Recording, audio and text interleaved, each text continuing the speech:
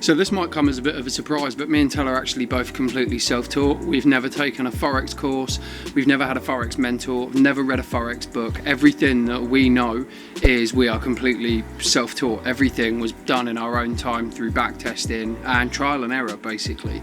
So when we first started, a lot of the stuff that we now know, we didn't know the official names for. So we obviously trade a lot of chart patterns.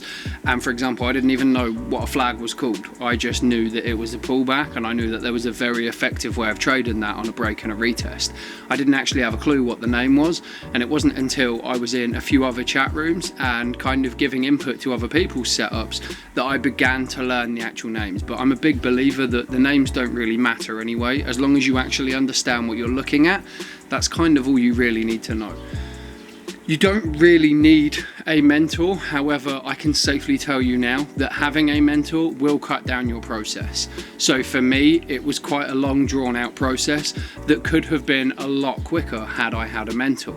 So for me to be able to actually really kind of start getting anywhere, it took a good probably 18 to 20 months before I physically started to see any form of a return. However, had I had a mentor and had I been guided by somebody that knew what they were doing, it's safe to say that that could have been cut down drastically.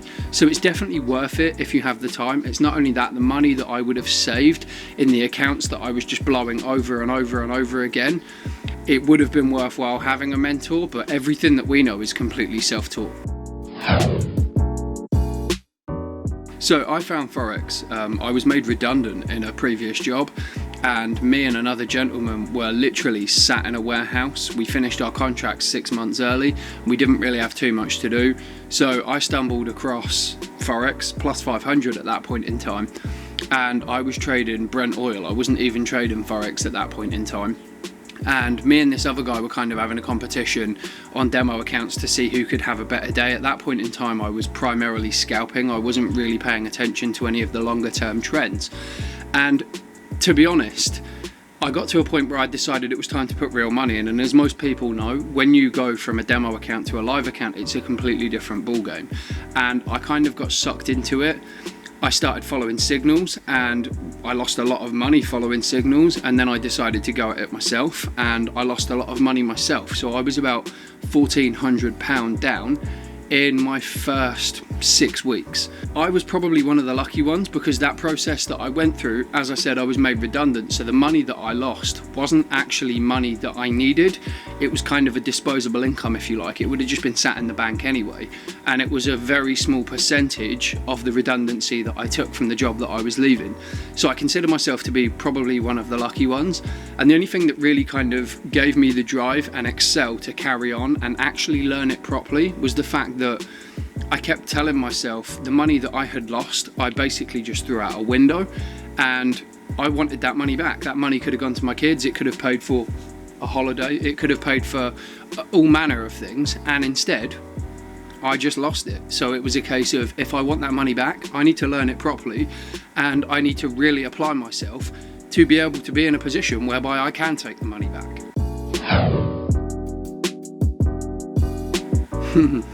Okay. Chart patterns, divergence, Fibonacci's, traded like a boss.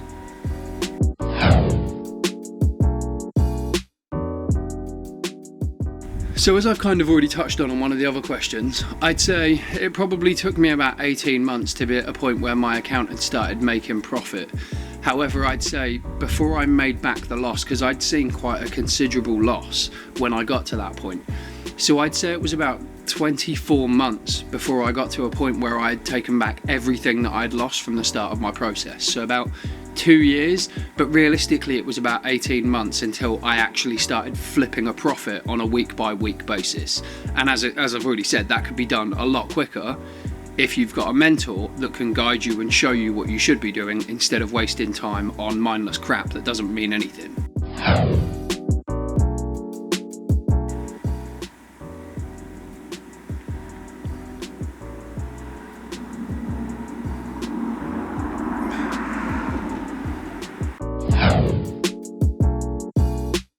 The biggest challenge for me would have to be knowing that I needed to put everyone when they come to trade Forex is trading to make money. And when I went full-time, I sacrificed the income of a stable job that was paying for everything, and I was very aware of that. So the moment I went onto a live account, the moment I went full-time, I had to be in a position to be able to make X amount per month, to be able to live, to be able to feed my children and pay all my bills and physically keep my head above water. And that was probably the biggest challenge in itself. So I was I was acutely aware that I had to make a certain amount, and that in itself presented a massive challenge, because trading went from basically being a hobby to being something that I physically had to achieve on a week-by-week basis if I wanted to just be able to afford to live.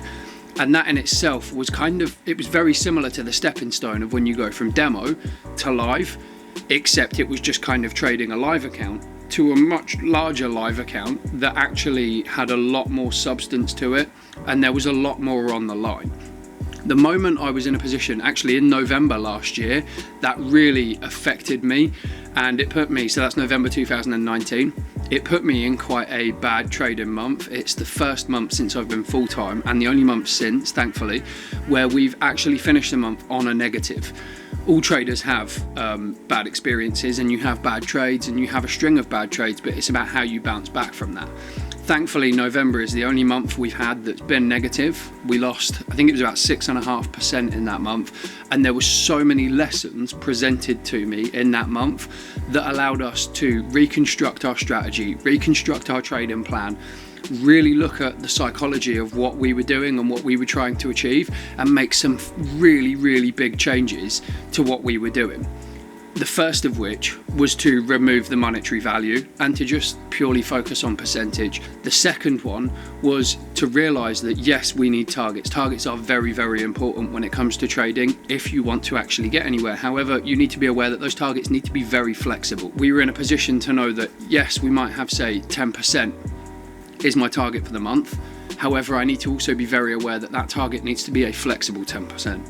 So if it gets to the last 3, 4, 5 days of the month and I haven't hit that 10%, it's very important that you don't feel the need to chase yourself. So to answer the question in short, because I've waffled on, basically the biggest challenge for me was to accept that every day isn't necessarily going to go your way, every trade isn't going to go your way, and just know that if you have a proper strategy, a good trading strategy, you will be in a position whereby today doesn't necessarily matter. It's tomorrow, it's next week, it's next month. It's all of those building blocks to establish what happens in the long term that decide how you are as a trader.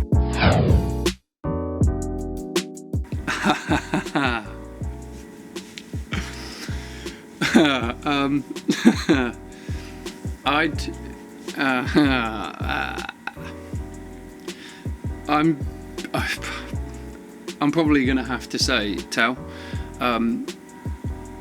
I kind of have this belief. I think women tend to make better traders. Men involve a lot of ego into the way that they trade. Women tend to not do that as much, if at all. And that generally, ego, there's no room for ego when it comes to trading, as most people know. So any ego that you can remove is a massive, massive advantage to a trader. Women seem to do that more effectively than men, but in all seriousness, I think we've both got some really good strengths. I think we've both got some pretty obvious weaknesses, and we understand each other's strengths and weaknesses. And I think that's what makes us a really, really good team, is because our strengths and our weaknesses balance each other out, and we actually we bounce off of each other really, really well. And I think it's really important as a trader that you have somebody that you can kind of discuss ideas with, get feedback from, and kind of coach and mentor each other, because we might coach and mentor our students, but we actually also coach and mentor each other.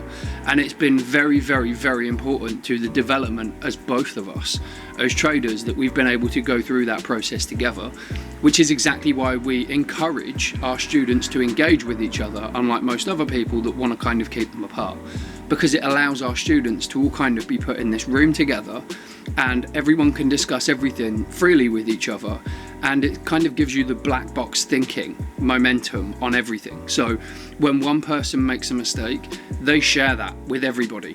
and everybody is able to then learn from that one person's error. So to prevent 10 people going replicating the same error 10 times, one person makes that error, that one person shares that with the 10 people that are there, and then there's no reason that those 10 people need to go and make that same mistake.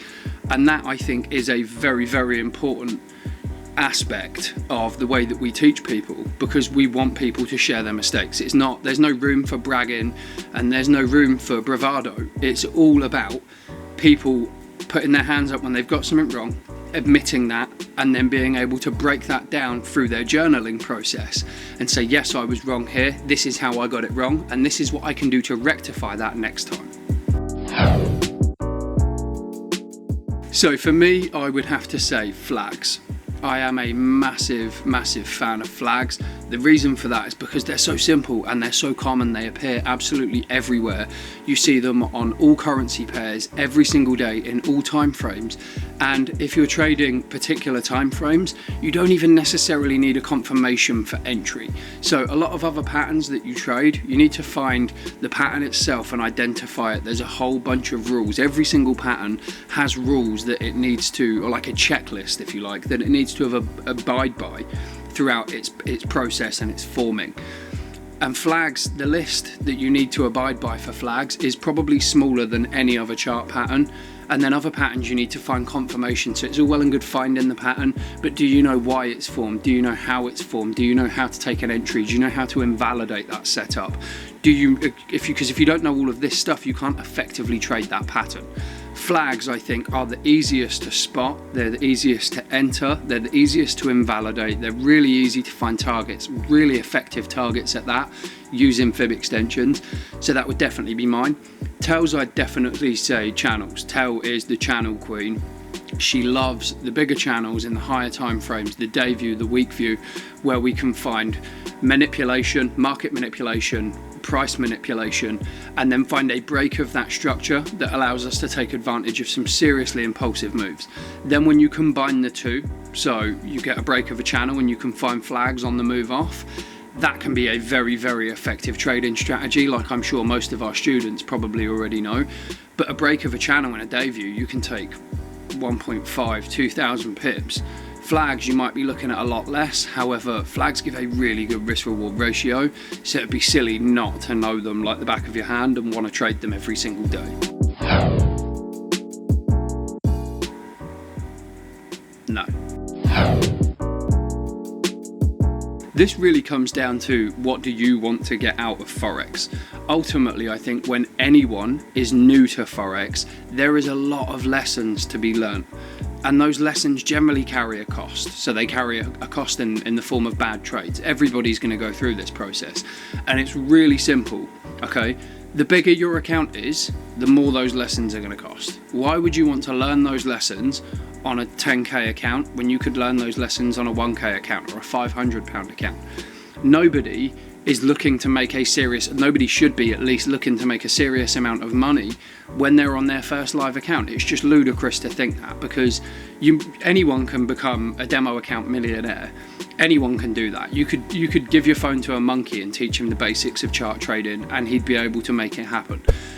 But as soon as you include the psychology of trading with your hard-earned money and it's real, that is a very, very, very different story.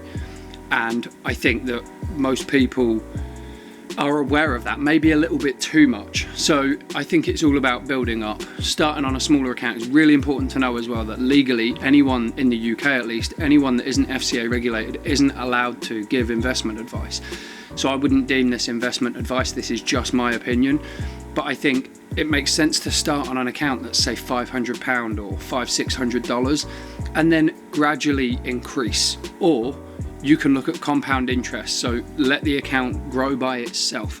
But I think it's very important that as the account grows, say you get a growth of 10% a month, you don't then increase your risk with that. I'm a big believer, and the way that I really like to trade is, instead of making more money every month, I am risking less. So I might make the same money, but I am risking less every month that I trade. And that then removes a big aspect of the psychology and the emotion behind trading, which in turn makes you a better trader, presents you with more opportunities, and allows you to make more money in itself. So, I mean, it's like anything, really. The more time you put into it, the more you're going to be able to get out of it, ultimately. But I don't think it's important that you need to put 2, 3, 4 hours a day in to learn Forex. What I do think is important, and it's crucially important, is consistency. So if you've only got half an hour, 40 minutes a day to be able to put into your learning process, then make sure you put that time in consistently every single day without fail. Somebody that puts half an hour a day in 7 days a week is going to see better results than somebody that puts 7 hours in on a Monday and then doesn't touch a chart again for another 7 days. It's just basic human nature. It's, we need that repetition to be able to be in a position whereby these things are ingrained in our brain and it becomes natural, second nature. I don't hate. Okay, I do. No, I don't. I don't hate all signal providers. I hate people that post pictures of Lamborghinis and laptop by a swimming pool lifestyle, and they guarantee you that they can do the same. 5 minutes work a day and you could be living the same life, just copying, doing what I'm doing. It is a load, pardon my French, it's a load of shit, okay? It doesn't exist. It is a complete lie. These people that's not how they're making their money. They're making their money for a broker referral sign-up scheme. They're an affiliate marketer. They're not even a trader. Most of them aren't even trading on a live account, if at all. And it's ridiculous that they then turn around and say, I'm going to send you 5 to 10 signals a day and you're going to be able to earn enough money to buy a Lamborghini by Christmas. It's a complete lie. All you're doing is them filling their pocket. I don't trade every day. I trade probably 1 in 10 Mondays and 1 in 5 Fridays. Tel will trade whenever an opportunity is there because she doesn't seem to have these blockages like I do. I generally tend to get most of my trading done Tuesday, Wednesday, Thursday. I find that is when the market is most awake. It's been allowed to warm up, the volumes have increased, the sessions are in play, chart patterns have started to form, and it really allows me to take advantage of some of these really big impulsive moves that we get on the break of patterns. What sessions do I trade? Generally, I stick to the London and the New York session. And the reason that I have no interest in trading the Asian session is because, like currency pairs, each session has its own characteristics and its own behavior traits. And if we try and master everything, we become a jack of all trades and a master of none. As where instead, I prefer to be in a position whereby I have a set group of currency pairs that I like to trade, and I tend to stick to them. And then I will only trade those pairs during the sessions that I'm familiar with. So generally, most of my trading is done through the London session. However, I've started to stretch out more to the New York session. It's very rare that I'll open a trade during the Asian session because it's not something that I've really practiced. It's not something I put a lot of time into. And I don't like Asian session spreads, to be perfectly honest. So we're swing traders. If I can get a trade on in the morning, and the Asian spread, so the Asian market, Australia wants to open and the spread wants to explode through the roof, it generally isn't going to affect my trade anyway. Really simple, to be honest. You have a take profit, TeePee FX. Plans for the next 10 years are we want to get more students and we want to get more people away from signal providers. I'm not saying every signal provider is a scammer, but I'd go as far as to say probably somewhere between 95 and 99% of signal providers in the industry are. So the more that we can remove away from there, and the more people that can then be independently, completely independently, in charge of their own trading accounts, great, the better. Off the back of that, the next thing what I'd like to do is increase my trading account. I'd like to get to a point eventually where I'm not necessarily making more money. Riches, Lamborghinis, helicopters, stupid sized mansions, none of this stuff is important to me. What's important to me is the freedom of my time. And that is so cringy and cliche because so many people say it, but for me, it genuinely is the truth. I want to be able to see my kids grow up. I want to be able to spend time with my family, and I want to be able to be free to do what I want when I want without having someone tell me that I can't do it and I need to go and get permission to do something. So if I can grow my account, earn the same amount of money that I'm currently earning, which is a pretty decent living, and be risking even less in 10 years than I'm risking now, then great. You can be in a position whereby you can hit 15, 20, 25, 30 bad trades in a row and it not make a difference. To be fair, we're in that position already. But if you can be in a position whereby a bad month isn't a disaster, a bad year isn't a disaster, that's a very, very powerful psychological tool.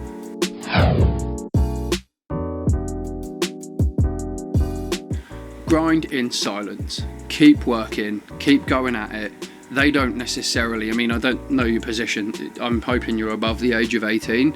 If you're not over the age of 18, then you shouldn't be trading anyway. It's that simple. If you are over the age of 18, I think at some point you've got to realise that this is your life and you need to be in control of it. If you're that kind of age and you're looking to be trading, that's great. Don't let it destroy your childhood. So the next 5 years of your life, don't let it consume you. It's really important that you're allowed the time to do the things that you should be doing at that age. But it's great that you're getting into this at such a young age. I think it's important to, just as I say, grind in silence, make it work for you, and show them that it does work. Show them that it is real. Physically show them the results that you're able to get. Most parents, it's not about showing them that you can earn 10, 15, 20, 30,000 pound a month. It's just about showing them that you can have some form of growth. If you can have £500 in an account and you can turn that £500 into 550 by the end of the month, there ain't no savings account in the world that is going to give you that kind of returns. Most parents will be familiar with that, and if you can consistently do that, that 10% growth a month opens up a hell of a lot of doors. Now, I'm going to be perfectly honest here. I think most Forex brokers are arseholes, to be perfectly honest. They don't want you to win, and it's really important that you find a regulated broker. And not only that, but a broker, no brokers, as I say, no brokers want you to win. So it's really important that you find a broker that is less of an arsehole about it, to be perfectly honest. They play by the rules and they allow you to trade how you want to trade. And you know that when you make that profit, that money actually ends up in your bank account and not just your account being shut. I've been with brokers before that offer really, really good spreads, like fantastic, invisible, paper-thin spreads. However, when it comes to month 3 of consistently making profit, your account just gets shut for no reason whatsoever because you are making money and they are not. So it's very important. Spreads are important, but what's more important is finding a broker that's prepared to play by the rules. I think this varies for everyone, to be perfectly honest. Some people see consistent profits in 3-4 months. Other people maybe take a little bit longer. We've got students that have been with us since we opened our doors as an academy, and they are doing a fantastic job. We've got some really, really good traders. But it's down to you. What are you going to put into it? How much time are you going to put into this? How much are you going to apply yourself? Are you going to be quizzical about everything? Are you going to question everything? Because I want you to. I want you to question everything. Just because I've told you something doesn't mean I want you to take it as a matter of fact. Anything that we teach, I want you to go away and try and prove me wrong. Test it until it breaks. Try and find somewhere that my theories and my philosophies are flawed, because in doing that we can make improvements on them, and if we can't find levels, then it's going to give you the confidence to be able to go away and actually trade these. Because the issue that most people have is quite simply the psychology behind it, of not actually realizing that it is as simple as we make it. The importance of psychology, that simple, quite literally. I thought I was a bad trader for months, when it turned out I wasn't a bad trader. I was over leveraging, I was risking too much money, I didn't have stop losses in the right place, I had no correct way of identifying targets, and it was all a psychological issue that I had. There was no problem with the strategies that I was trading, it was all in my head. And that is, it sounds ridiculous to say that, but it is a massive, massive part of the way that anyone trades, is the psychology. You get the psychology in place and the risk management in place, and generally it doesn't matter what strategy you're going to be trading. You could be trading anything, and if your risk management's in place, you can still make money. So this varies from day to day, to be perfectly honest. I probably spend more time on the charts than most other people, but that's because I do a lot of one-on-one sessions every single day, which I really enjoy. It gives me a great opportunity to be able to look for trades, explain trades and coach people, but that does give me quite a lot of chart time. So I'd probably say somewhere between, on a bad day, maybe 2.5 hours. On a good day, I'd say anywhere up to 9 hours. But it's very important that you enjoy that. If you don't enjoy looking at charts and breaking charts down, to even spend 45 minutes every day is going to be a struggle. So you don't need to spend 9 hours in a day. What you need to do is, as I've already said, be consistent and keep it sustainable. It's all well and good saying you can spend 2 hours every day on the charts, but if you're going to be bored of doing that a month in, it's all been a little bit pointless. You've burnt out. So instead, consistency and sustainability, they're the two key bits to how much chart time you should be putting in. I don't fucking swear that much, do I?